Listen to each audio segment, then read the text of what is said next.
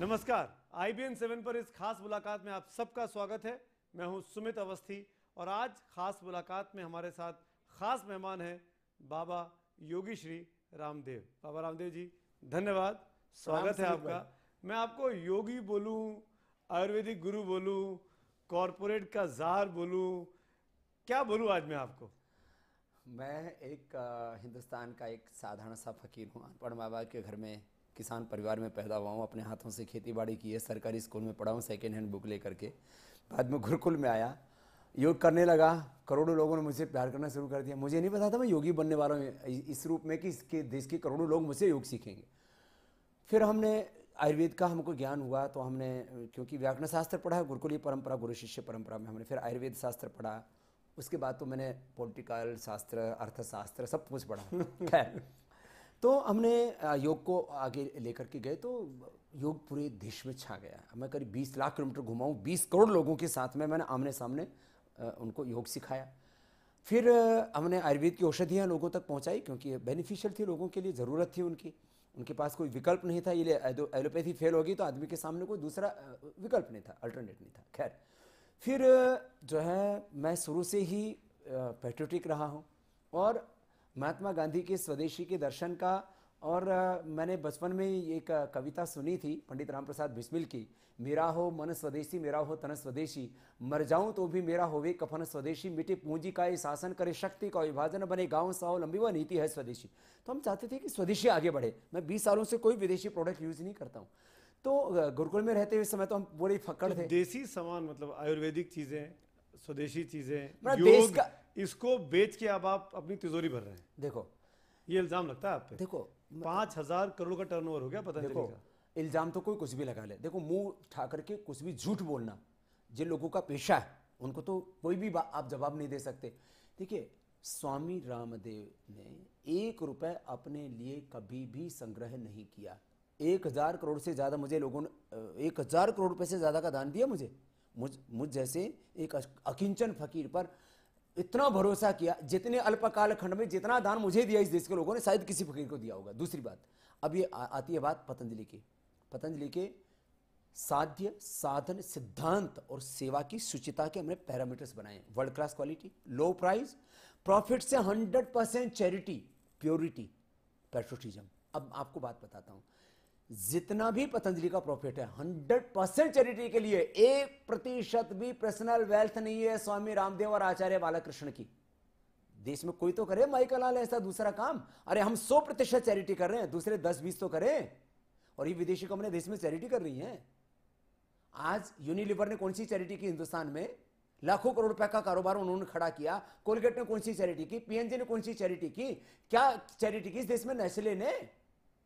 हम जो कर रहे हैं, आप इन सबकी दुकान बंद करा दोगे? देखो, हम आपकी प्रेस कॉन्फ्रेंस का रुख यही था कि नेस्ले की चिड़िया उड़ जाएगी, पेंटीन की पेंट उतर जाएगी, और एक और आपने नाम लिया और कहा कि कोलगेट का गेट बंद हो जाएगा, लीवर का लीवर खराब होगा। तो ये आप योग छोड़ के आप योग छोड़ा नहीं। देखो सुमित भाई, देखो मैं अब आप योग कहाँ करते हैं? अब तो आजकल आप तमाम विज्ञापनों में दिखाई देते हैं। अब पहलवान के साथ हैं, हेमा मालिनी जी के साथ हैं, योग यात्रा कर रहे हैं, इंटरव्यूज दे रहे हैं। अब आप कहाँ योग करते हैं? मैंने योग करते देखा नहीं सालों से। योग यात्रा तो सोनी पर आएगी 1 तारीख को, उसको आप भी देखना।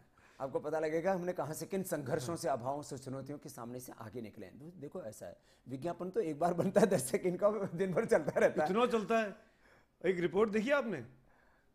एक रिपोर्ट है बार्क की, उसके मुताबिक देश के जितने चैनल हैं उनका जितना टाइम निकाल लिया जाए विज्ञापनों का, हर चैनल पे 30 सेकंड में बाबा रामदेव दिखाई देते हैं। देखो इतना एग्रेसिव। यूनिलीवर 2,500 करोड़ का ऐड करती है, हम तो 100 करोड़ पे भी नहीं पहुंचे। दरअसल हमने ऐसा प्लान ऐसा बनाया हुआ है, दिखे सबसे ज्यादा, बिके सबसे ज्यादा, पैसा सबसे कम खर्च हो। ये कैसे होता है? यही तो प्लान है। ये सिखाइए ना। ये गुरु मंत्र देके जाइए। बाबा रामदेव कॉर्पोरेट वर्ल्ड के चीफ हो गए हैं। देखो ऐसा, मैं सुबह सुमित भाई करीब 3:30-4 बजे उठ जाता हूँ। जब हरिद्वार होता हूँ तो 4:30 बजे मेरा कैंप शुरू होता है। जब बाहर होता हूँ तो 4:45 बजे होता है। मैं 4-4:15 बजे, मैक्सिमम 4:30 बजे जहाँ भी होता हूँ वहाँ से निकल जाता हूँ। मेरे वर्किंग आवर्स 4:45 बजे, 4:30 बजे शुरू हो जाते हैं। मैं 8 बजे तक योग सिखाता हूँ। उसके बाद कोई लोग मिलते हैं, उनसे मिलता हूँ। फिर शाम को योग सिखाता हूँ। मेरे करीब करीब 8 घंटे योग के लिए हैं। रोज रोज 4 घंटे लोगों से मिलता हूँ और 4-5 घंटे केवल पतंजलि के लिए देता हूँ। तो मैं 18 घंटे काम करता हूँ, सेवा करता हूँ, योग करता हूँ। अच्छा दिन भर तो कपालभाति इतना थोड़ी करूंगा। इतना ये किस ये अच्छा, ये करने- पतंजलि अच्छे काम कर रहे हैं, मैं उसके विरोध और नहीं कर रहा हूं। मैं अच्छा मेरा काम ही कर्मण्य होकर के मेरा बैठ जाऊं। काम ही है सवाल पूछना। हम तो डेविल्स एडवोकेट हैं, सबकी तरफ से हम अपनी तरफ अपने मुंह में बुरी बातें ले लेते हैं, आपके ऊपर फेंक देते हैं, आप जवाब दीजिए। मैं इसलिए बोल रहा हूं कि आप पतंजलि के लिए काम कर रहे हैं, आप योग सिखा रहे हैं 8 घंटे के लिए। ये आइडिया आपको पहले क्यों नहीं आया कौन सा? कि आप पतंजलि के उत्पाद बनाएं और इतनी अग्रेसिव मार्केटिंग करें? ये अचानक साल भर के अंदर क्या हुआ? जब से मोदी जी की सरकार आई, आपका रंग बदल गया, आपका रूप बदल गया और आप अचानक से ये इल्जाम जो लगता है कि सरकार के संरक्षण में पतंजलि का भला हो रहा है। अच्छा बताओ, सरकार ने पतंजलि के लिए कौन सा फेवर किया? एक फेवर बता दो। नहीं, कोई अब मैं आपसे भी प्रश्न पूछूंगा। कोई, हाँ बिल्कुल पूछे, कोई आप पर मुकदमा नहीं किया? जैसे कांग्रेस ने आप पे मुकदमे कर दिए थे, अच्छा कितने करवाओगे? कई सारे करे थे कांग्रेस ने। तो कितने करवाओगे? कौन सा वापस ले लिया? मेरे ऊपर करीब 500,000 जितने भी मुकदमे हुए उनको हम भुगत रहे हैं ना। कोर्ट में तो पैसा हम खर्च कर रहे हैं, एडवोकेट फिर में थोड़ी तो जाते कम से कम ये सरकार वो काम नहीं कर रही है, आपकी मदद कर रही है, क्योंकि आपने चुनाव के पहले इनकी मदद की थी, सुनो, प्रचार किया था। हजारों मुकदमे चल रहे हैं तो कोर्ट में चल रहे हैं, तो कोर्ट में कोई जज बैठा हो मोदी जी की सुनता है क्या? अभी नैनीताल की कोर्ट ने मोदी जी के सरकार के खिलाफ निर्णय दिया तो मोदी जी से पूछ के दिया था। तो हमारे सारे मुकदमे कोर्टों में हैं, हम जीत रहे हैं जितने भी केस किए। तो देखो इसमें बात यह है, सरकार, इसमें सरकार का प्रश्न नहीं, मैं आपकी जानकारी के लिए बता देता हूँ। 20 साल पहले हमने योग का काम शुरू किया, कोई बिजनेस के लिए शुरू नहीं किया था, और उसके पीछे एक दर्शन था कि जन जन स्वस्थ बने, रोग मुक्त बने, नशा मुक्त बने, तनाव मुक्त बने, सबके जीवन में स्वास्थ्य आए, समृद्धि आए, खुशहाली आए। फिर उसके बाद में करीब 20 साल तक हमने काम किया। आयुर्वेद पहले दिन से 1995 से ही हमारी दिव्य फार्मेसी है जिसमें हम औषधियाँ देते थे, वो भी न्यूनतम मूल्य पर देते थे। अब अगली बात आ जाइए पतंजलि आयुर्वेद की। तो पूरे देश के करोड़ों लोग हमारे प्रशंसक हैं, इस देश में करोड़ों लोग मुझे फॉलो करते हैं, मुझसे प्यार करते हैं। माना देश के बाहर भी, ये तो मैं खुद बोलूंगा। और आप भी उनमें से एक हो तो मुझसे प्यार करते हो। आपका तो एक आइलैंड भी है, तो अच्छी बात है ना। साधु के पास तो बहुत कुछ होना चाहिए, बेईमानों के पास नहीं होना चाहिए। चोर, बेईमान, उचक्के, झूठे, लुचे, लफंगे, ये जो गलत लोग हैं ना, इनके पास जितना कम ताकत होगी उतना ही दुनिया में शांति रहेगी। तो ये अचानक इतना, अच्छा अब सुनो तो पतंजलि का हमें करोड़ों लोगों ने कहा कि स्वामी जी अच्छे उत्पाद उपलब्ध कराओ, स्वदेशी उत्पाद उपलब्ध कराओ।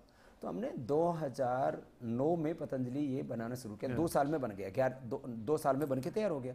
आप देखो जो है 2012 में हमने जनवरी में ओपन मार्केट में लॉन्च किए। पहले साल का टर्नओवर था 400 करोड़ रुपए, तब तो कांग्रेस की सरकार थी। दूसरे साल जब 800 करोड़ था तब भी कांग्रेस की सरकार थी। तीसरे साल जब 1200 करोड़ था तो भी कांग्रेस की सरकार थी। तो 100% की ग्रोथ तब कैसे आ रही थी? दूसरी बात, और वो उस बिना विज्ञापन के 2000 करोड़ पहुंच गया था पतंजलि, बिना विज्ञापन के।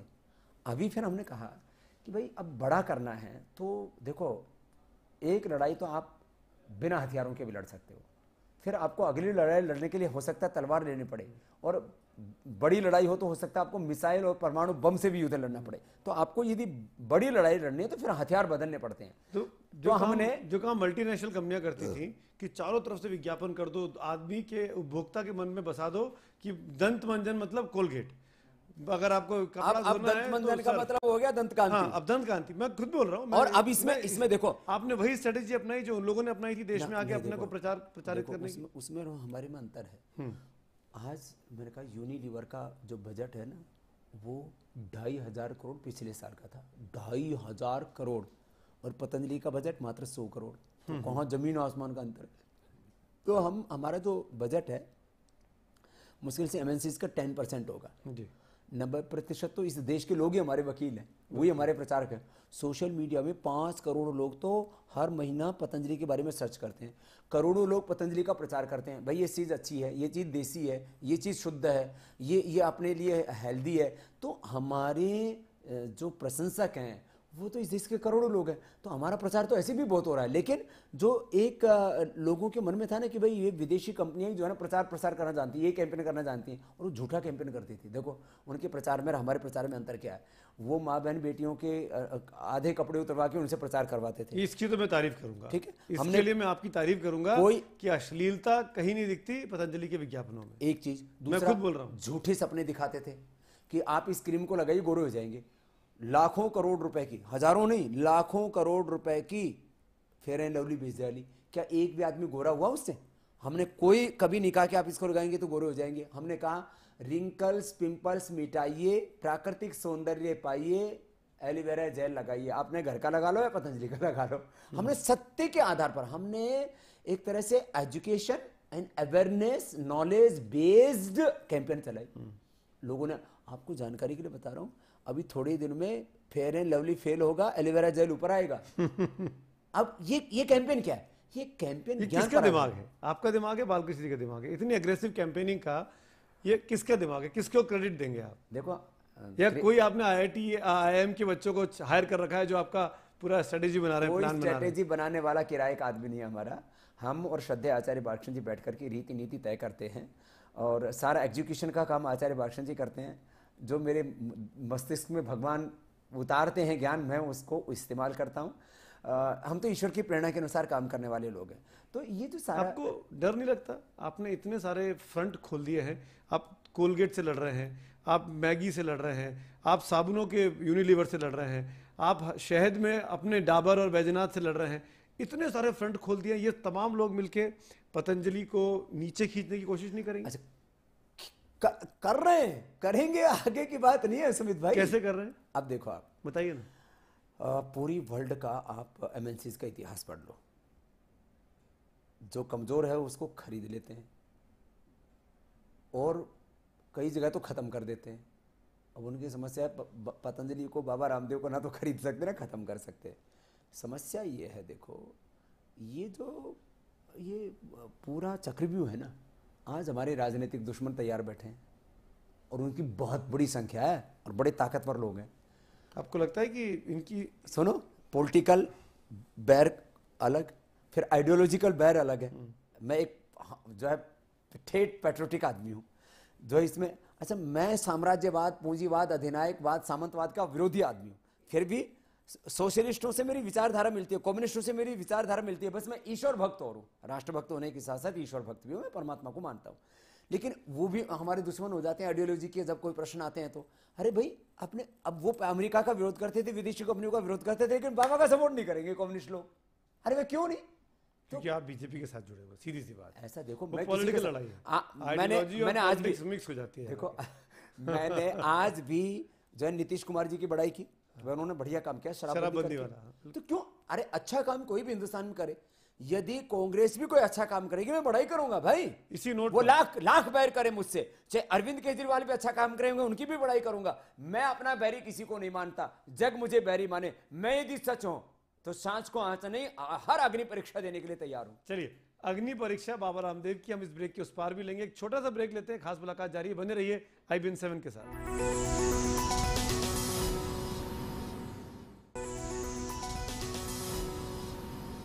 ब्रेक के बाद एक बार फिर से स्वागत है। स्वामी रामदेव हमारे साथ हैं। रामदेव जी, आप कंट्रोवर्सी में खूब रहते हैं।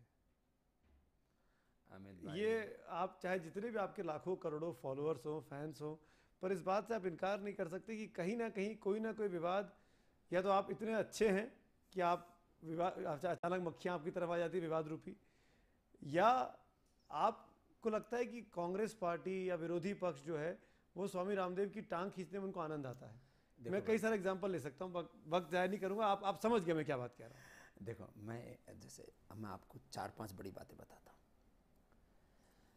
सबसे पहले हमारे ऊपर इल्ज़ाम लगाया कि जो है बाबा रामदेव जो है उन्होंने जो है आर्थिक अनियमितताएं की, उसके लिए सैकड़ों नोटिस दिए हमें, ईडी से लेकर के। इनका बस चलता तो हमको जेल में सड़ा के मार देते। ईडी से लेकर के, फिर सेल टैक्स से लेकर के, इनकम टैक्स से लेकर के, ज़मीनों से लेकर के, हमने 1 इंच ज़मीन नहीं ली गवर्नमेंट से, तब हालत था। फिर उसके बाद हम पर इल्ज़ाम लगाया कि बाबा रामदेव ने जो है अपने गुरु की हत्या करवा दी। मतलब मेरे गुरु के पास 1 रुपये की संपत्ति नहीं, 1 रुपये की ज़मीन जायदाद नहीं, और उनसे मेरी ज़िंदगी में कभी ऊंचे मुंह तक बात नहीं की।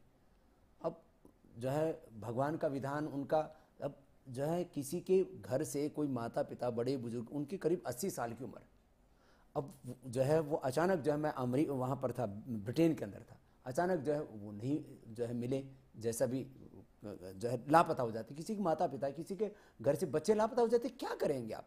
जो भी हुआ उसके पीछे कारण हमारे ऊपर कितने एक भयंकर इल्जाम होता है कि आपको आपके माता पिता या गुरु की हत्या के आपको इल्जाम लगा दिए जाए। मेरी सीबीआई इंक्वायरी, दो डबल सीबीआई इंक्वायरी मेरी, करीब एक हमारे आदमी को 50 बार मेरे को 7 घंटे एक मुलजिम की तरह एक जो है जलील करके मुझे बैठाया गया सीबीआई के सामने। मैंने सीबीआई के डायरेक्टर से बोला, मैंने कहा मैंने कोई गुनाह किया है तो मुझे फांसी पर चढ़ा दो, आप इस तरह से मेरी जो है मुझे जलील नहीं कर सकते। मैंने फिर सब आपका विरोध क्यों करते हैं? मैं अगर तो आप मैं इतना ये कह अच्छा रहा हूं, काम कर रहे हैं देश आज निर्माण देखो, का, तो अभी राजनीतिक पार्टियां एक धड़ा आगे आपके भी- खिलाफ क्यों हैं? देखो आप क्यों नहीं सबको एक सबके मन के हीरो बन सकते हैं? देखो अभी भी आप देखो, जो लोग राजनीतिक तौर पर भी मेरा विरोध करते हैं, उनके घरों में भी उनके जो गृहिणी है ना, उनके साथ में गृह युद्ध होता है।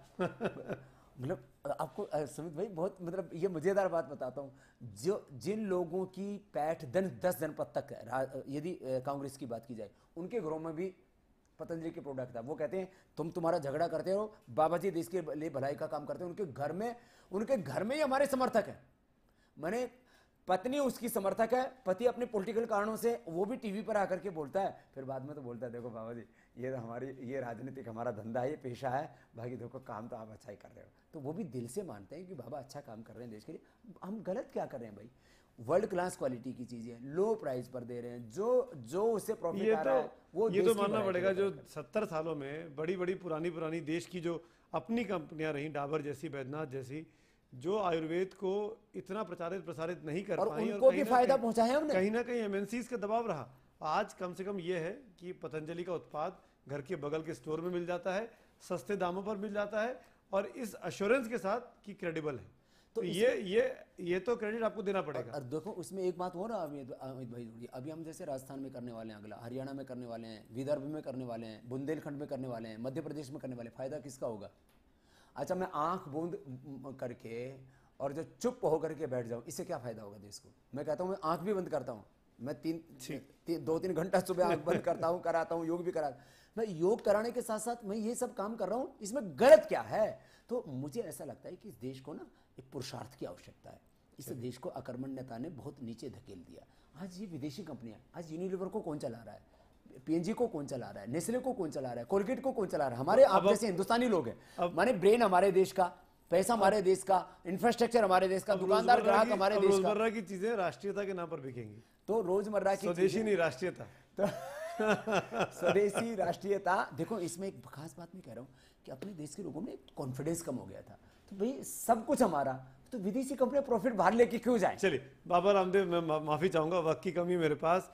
थैंक यू, शुक्रिया, आपने वक्त निकाला, इतनी बातें की, और शुभकामनाएं कि आप इस लड़ाई को अच्छे से लड़ें और सफल भी हों हमारी तरफ से। बहुत बहुत धन्यवाद सुमित भाई, आपको भी मेरा बहुत बहुत प्रणाम। हम देश के लोगों ने जो हम पर भरोसा किया है, अंतिम श्वास तक उसको टूटने नहीं देंगे और इस देश को बहुत ऊंचाई तक लेकर के जाएंगे। तो ये थे स्वामी रामदेव, खास मुलाकात कर रहे थे। बाबा का ये ब्रांड एम्बेसडर का नया रूप है, बाबा का ये कॉरपोरेट जार का एक नया रूप है। कितने हद तक तमाम एमएनसीज को परेशान करेगा, ये इस पर लगातार हम सबको नजर बना के रखनी होगी। तो IBN 7 की इस खास मुलाकात में आज इतना ही। हमको दीजिए इजाजत, शुक्रिया।